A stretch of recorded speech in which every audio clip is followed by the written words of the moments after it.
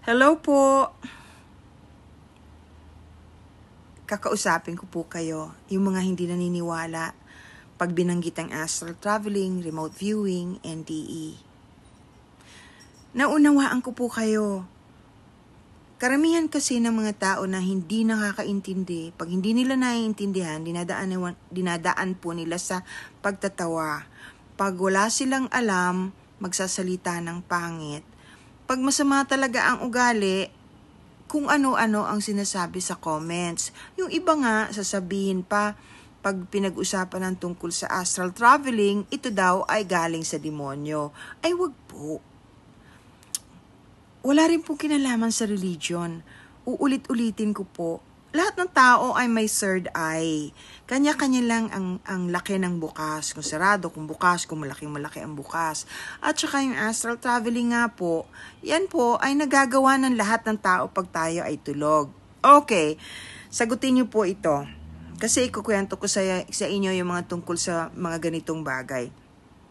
Paano ninyo maipaliliwanag yung scientifically proven at napakaraming instances na maraming since nagkaroon ng ospital sa buong mundo, yung tungkol sa bagay na may mga taong muntik mamatay o namatay ng saglitan. Kunyari, nasa operating table, inoperahan, biglang nag-cardiac arrest, nag-flatline. Ngayon, yung taong ito po, after a few minutes, na-revive, nabuhay uli. Ang operating room, wala namang ibang tao doon, kundi yung mga doktor at yung mga nurses. Nang siya ay makarecover, ikinuwento niyang lahat kung ano ang nangyayari habang nakahiga siya sa operating table. Narinig niya lahat ng sinabi ng mga doktor, nakita niya yung katawan niya, at pinatunayan niya ito sa pamamagitan ng pagsabi dun sa mga doktor na gulat kung paano niya nalaman, paano niya narinig. Gayong nag-flatline na nga siya. Marami po niyan. Yung near-death experiences po, yung mga taong muntik mamatay o namatay saglit tapos nakakabalik. Yan po yun. Napakarami pong kwento tungkol yan. At pinatutunayan yan ng mga doktor.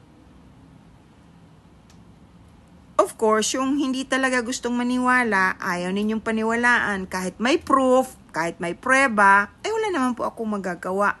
Nasa sa inyo naman po yun. Pero totoo po ang sinasabi ko, yung tungkol sa astral traveling. Kasi talaga po, ang katawan po ng tao ay naiiwan. Pero hindi rin po totoong may sumasapi pagka iniwan ninyo yung katawan ninyo.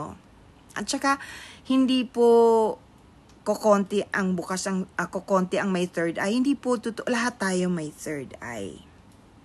Ayun nga po palang nakikiusap sa akin kung bakit daw napakalayo naman ng sa Cebu, bakit doon ang klase ko ngayong September. Kasi po, marami pong estudyante doon na nag-request.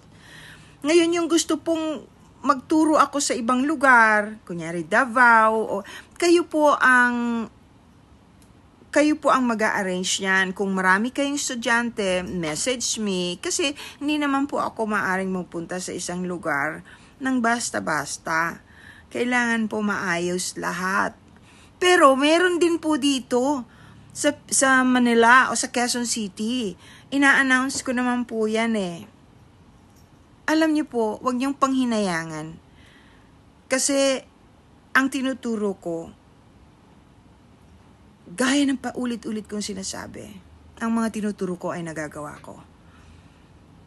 At bago kayo, pag natapos ang klase ninyo, on the first day, ma-experience ninyo ang astral traveling because there will be exercises. Ang akin po, step by step, marirealize ninyo kung paano talaga ginagawa ang astral traveling. at hindi po nakakatakot. Pero ang susi po nito palagi, kaya ako sinasabing magdasal kayo, it doesn't matter kung ano ang religion ninyo. Ang susi po nito ay pagdarasal bago kayo mag-ascend, bago mag-astral traveling. Kasi may protection na, tapos mawawala yung fear. Ang reason lang naman po kung bakit nagkakaroon ng problema ay pagka ikay hindi nagdasal, tapos natatakot ka. Because fear is a form of energy that most negative spirits o mga bad spirits po enjoy. They like you to be afraid. Yun ang energy na ginagamit nila against you. Actually, they can never harm you. They cannot harm you at all. Not as long as you believe that they cannot harm you. Ngayon, pag natakot ka sa kanila, naturally, they can harm you, but never physically. Probably mentally, yes. Pagka hindi ka nagdasal at hindi malinis ang iyong hangarin, madumi ang iyong isipan. Excuse me.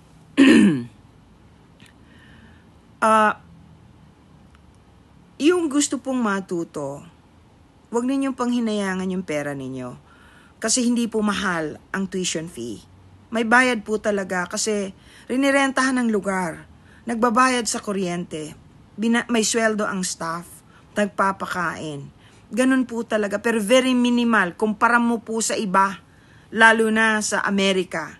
At kung gusto naman po ninyong matuto sa internet, iba naman po ang matututunan ninyo. At wala pong proper guidance. Pero halos pareho rin ang babayaran ninyo.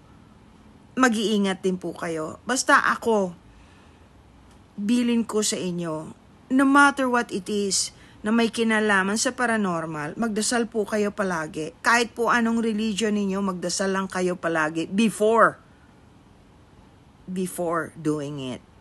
Iba po yung kumukonekta kay Ama. Andito lang po ako. Sinisikap kong sagutin ang lahat ng tanong ninyo. Pero yung iba kasi redundant.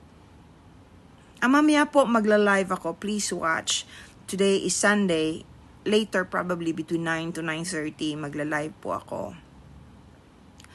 So, yun po ang gusto kong iparating dun sa mga hindi naniniwala. Paano ninyo ipaliliwanag? Kayo naman ang magpaliwanag. Kahit po mag-research kayo, napakarami. Alam niyo ibig sabihin ng NDE, Near Death Experiences. Yan yung mga taong naipaliliwanag at nasasabi kung ano ang mga pinag-uusapan ng mga taong nakikita niya while hovering. Yung a few minutes na patay siya. Tsaka paano nyo ipaliliwanag yung nakita mo sa panaginip mo, yung mga bagay na hindi pa nangyayari tapos nangyari. Yun po.